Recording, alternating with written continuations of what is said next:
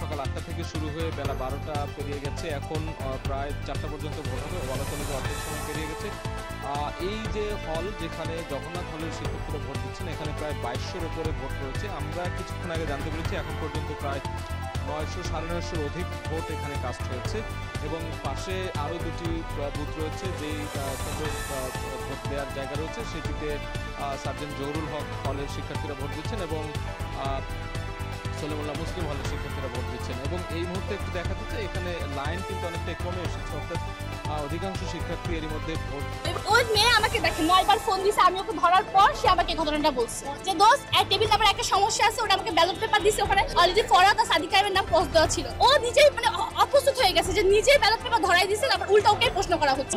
আমি ভোট দিতে গেছি, ভোট থেকে বের হওয়ার পর আমার বান্ধবী মানে ওকে হলে আমার এক বান্ধবী সে আমাকে ফোন দিয়েছে 9 বার। সে আমাকে ফোন দিয়ে বলতেছে দোস্ত টেবিল নাম্বার 1 থেকে হলো যে ব্যালট পেপারে দেওয়া হয়েছে ওখানে ফরহাদ আর সাদিকা এর নাম আগে থেকে ক্রস দেওয়া ছিল। এবং আমি যখন এটা দেখছি তখন আমি আবার টেবিল নাম্বার 1 যখন বলছি তখন ওরা আমাকে আটকাই কাগজ চেঞ্জ করে দিচ্ছে। আর টিচাররা আমাকে মানে প্রশ্ন করা শুরু করে দিচ্ছে আর কি, যে তুমি কি এটা নিজের প্রশ্ন করছো, আমি কেন করতে যাবো, এটা তো হওয়ার কথা না, এটা তো আমরা করি নাই। ওরা অস্বীকার করতেছে। তখন আপনারা দেখছেন আমি কি নিজে করে কি আপনাদের কাছে আসবো, তখন ওকে আবার বাসার পরে হ্যান্ড জিজ্ঞেস করে তারপর ওকে হলো যে অনেক ভয় পেয়ে গেছিল।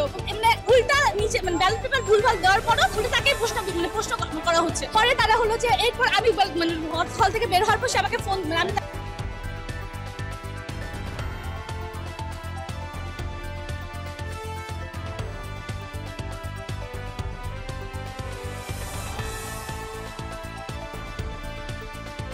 করছে, এটা খুবই দুঃখজনক এবং বিশ্ববিদ্যালয় প্রশাসন এই জায়গায় নীরব ভূমিকা রাখছে। আপনারা দেখেছেন ইউলেভ যে সেন্টার, সেই সেন্টার থেকে সকাল 8টায় শুরু হয়েছে ভোট। 8টা থেকে 10:30 পর্যন্ত কোনো ধরনের সাংবাদিককে ঢুকতে দেওয়া হয় নাই। 10:30 আমি সেখানে যাই, গিয়ে দেখি কোনো অবজারভারকে ঢুকতে দেওয়া হয় নাই।